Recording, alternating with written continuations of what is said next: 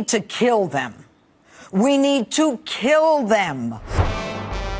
Donald Trump's nominees for positions that are important have been more nightmarish than I think any of us expected that they would be. Or maybe I'm just trying to cover for myself and not having predicted it.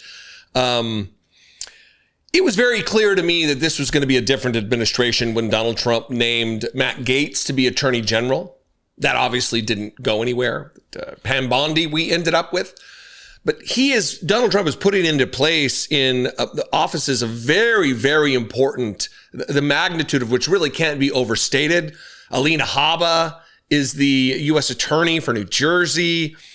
And the Senate just confirmed Jeanine Pirro, Fox News host, to be the United States Attorney for the District of Columbia, a post that was previously held by the acting Ed Martin, who is just an insurrection apologist. It's the worst of the worst. And they are there because they are dead loyal to the dear leader. Dangerous people. And listen, it's one thing when you're just a set of flapping gums on Fox News, repeating racist tropes and hate against members of Congress who are Muslim, or defending killers like Kyle Rittenhouse, or a host of other just nightmarish things that she has said, allegedly going on during the pandemic, drunk as shit on Fox News to host her little show from her house. I mean, she's a nightmare of a human being, an unkind, indecent human being. And the Republicans saw fit to confirm her, unqualified as anybody's ever been for a position, confirm her for this. But let me read 2 paragraphs from this NPR article. Senate confirms ex-Fox News host Pirro as top federal prosecutor for nation's capital. The Senate has confirmed former Fox News host Jeanine Pirro as the top federal prosecutor for the nation's capital, filling the post after President Donald Trump withdrew his controversial first pick, conservative activist Ed Martin Jr. Pirro, a former county prosecutor and elected judge, was confirmed 50-45. Before becoming the acting U.S. Attorney for the District of Columbia in May, she co-hosted the Fox News show The Five on weekday evenings, where she frequently interviewed Donald Trump. Now, Donald Trump over the weekend was on the tarmac getting ready to go play golf, or, whatever Donald Trump does on the weekends or during the week even. And he was asked about Jeanine Pirro, and he had something very curious and troubling to say about her qualifications for this very important post. And shocker, it has to do with show business. I think she's going to be fantastic. Don't forget, Jeanine Pirro was a great judge and a great prosecutor. And because she was so good, I was there. She was an amazing prosecutor and judge. And because she was so good, they drafted her into show business. And she did fantastic. The Five was the #1 show, et cetera, et cetera. Jeanine Pirro was also really good at that. But her real love is exactly what she's doing. And that's what made her such a success in show business. So Jeanine Pirro is going to be amazing. And I'll swear her in as soon as we can swear her in. We need her. She's going to be amazing. She's an ass-kissing sycophant. That's the reason. She will not be amazing unless the measure that we're trying to impart here is that she will be amazing at kissing Donald Trump's ass and doing anything he wants. That's the metric here. Drafted into show business. I love these people who continue to use military-type language about shit that is absolutely unimportant. She was so good as a prosecutor that Hollywood just came a-knocking. She got drafted. Says the draft dodger. That's his understanding of what draft is. She was drafted into show business. What show business, you ask? Fox News. I thought Fox was a news channel. Not entertainment, not show business. They give up the game when you least expect it. Here are a couple of show business moments from Jeanine Pirro. First, let's start with her rank, disgusting, bigot Islamophobia that starts with Ilhan Omar. And I want you to notice this before I play this clip. Yeah, I got a hat on today. This is why. This is a mashup that was put together by the Washington Post. But in this first clip, she's acting as though Ilhan Omar is a danger based solely on the fact that she practices Islam, that she is a Muslim. And that, is she a terrorist because of her Sharia law? All this just absolute fear-mongering nonsense. And then she goes, and the clip's gonna, it's a different day, but it just lays bare these people and the violence they feel needs to be brought against people of different faiths than their own.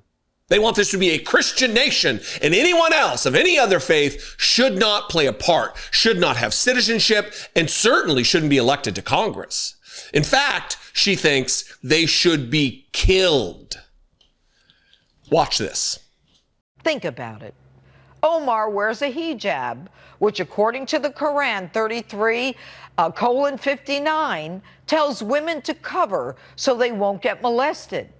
Is her adherence to this Islamic doctrine indicative of her adherence to Sharia law, which in itself is antithetical to the United States Constitution?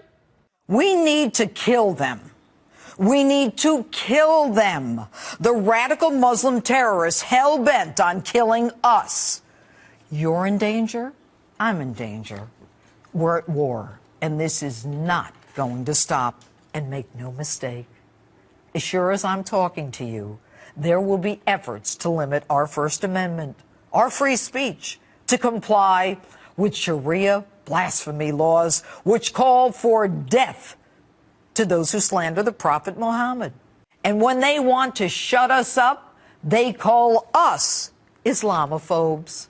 I've told you that you need to be afraid because they are coming for you. The ISIS assault, the Islamic State of Iraq and Syria signals the beginning of the reverse crusade. They are coming for us. To them, we are the infidels. My resolution? Airstrikes. Bomb them. Bomb them. Keep bombing them. Bomb them again and again. And I don't care how long it takes. That same FBI interviewed Mateen, the Orlando shooter, 3 times. Mateen told them that his anti-American comments were simply a response to what he perceived as anti-Muslim comments.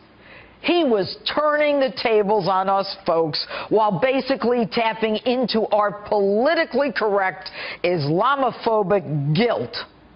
We can't negotiate with them. We can't trade with them. We can't let them out of Guantanamo.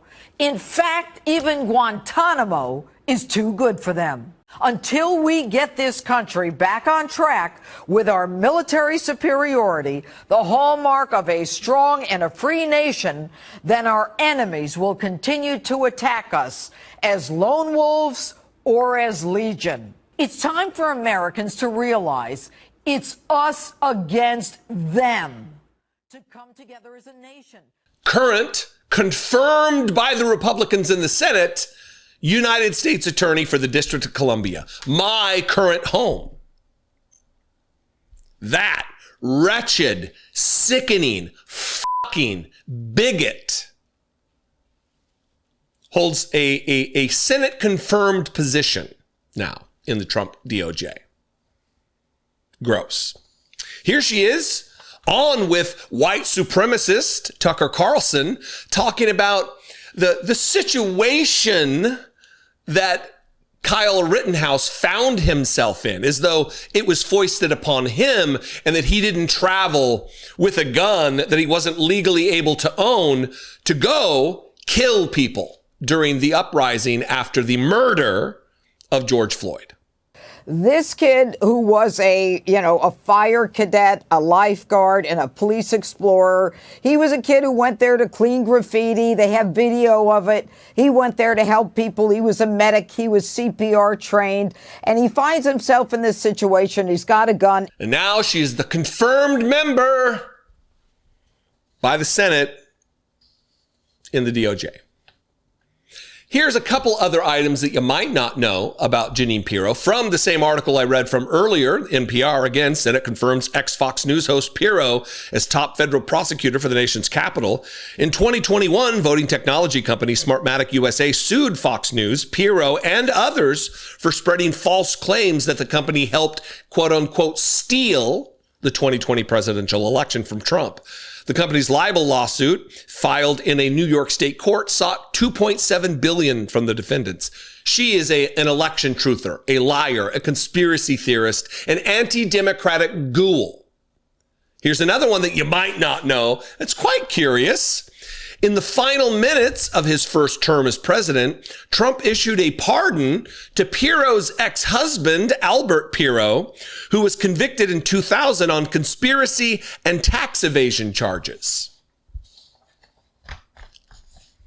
She owes Donald Trump. She will do anything and everything that he says, and will justify it. And it'll be done under color of law. She will prosecute who he says to prosecute. She will not prosecute who he says not to prosecute. She will not be an independent arbiter of this position, just like Ed Martin was not going to be. She might not go as far as Ed Martin relative to sending letters to Georgetown and to different entities, threatening them with the weight and the power of the prosecutorial arm of her office. Maybe not. We'll have to see. But this is not how it works. It's not how it should work. And the Republicans in the Senate should not be let off the hook for this. We should be remembering in this upcoming midterm, every single person that voted for Jeanine Pirro and other ghouls that Donald Trump puts forward. Any Democrat that votes for these people should be held accountable, should be primaried and voted out of office because they are advancing the agenda of Donald Trump.